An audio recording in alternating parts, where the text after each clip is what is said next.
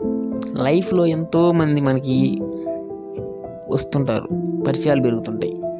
చిన్నప్పుడు మనం పుట్టినప్పుడు మన అమ్మ తప్ప మనకి ఎవరికి తెలియదు.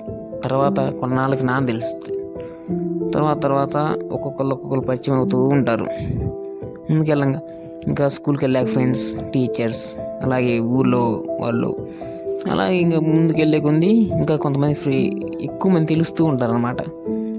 ఫస్ట్ మనకు తెలిసిన వాళ్ళని ఒక్కొక్కరిని కంపేర్ చేసుకుంటూ వెళ్ళి మన నాలెడ్జ్ పెరిగే కొంది స్థాయి కూడా మనం ఆలోచిస్తాం అన్నమాట. చిన్నప్పుడు మనం ఒక 2 రూపాయలకి ఉంటే చాలు అనుకుంటే కొంచెం పెద్దయ్యాక 10 రూపాయలు కావాలనుకుంటాం. ఇంకా కొంచెం పెరిగాక 100 రూపాయలు అనుకుంటాం. తర్వాత 1000, తర్వాత కోట్లు కావాలనుకునే స్టేజ్కి కూడా వస్తాం. జీవితంలో ఏదైనా నువ్వు ముందుకెళ్తూ ఉంటావు. కాకపోతే వీలైనంత వరకు నీ విషయాలు కనీసం ఎంత క్లోజ్ ఫ్రెండ్ అయినా కానీ వాటితో షేర్ చేసుకోవద్దు. కాకపోతే ఒకసారి వాళ్ళు ఇమిటేట్ చేయొచ్చు, నేను ఎంత క్లోజ్ అయినా, నీతో ఎనిమి కాకపోయినా. ఇమిటేట్ చేయకపోయినా మినిమం ఫ్యూచర్లో ఖచ్చితంగా ఎప్పుడో ఒకసారి ఎనిమి అవుతాడు నీకు. ఎవడు శాశ్వతంగా ఫ్రెండ్షిప్ ఉండదు. ఫ్రెండ్షిప్ కానీ రిలేషన్షిప్ కానీ ఏదైనా కానీ. సో మన విషయాలు, మన ప్రాబ్లమ్స్ పక్కనోడికి షేర్ చేయడం అనేది చాలా తప్పు. పక్కనోడికి కానీ నీ ప్రాబ్లమ్స్ షేర్ చేయకపోతే 50% మైండ్ ప్రెషర్ నీకు తగ్గిపోతుంది. అర్థమవుతుంది.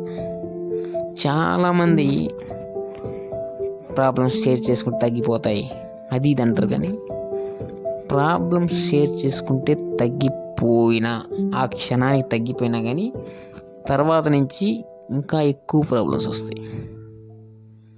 ఫర్ ఎగ్జాంపుల్, నువ్వేదైనా ఒక పని చేసావు, ఆ పని వల్ల ఎవరికి నష్టం ఉండదు.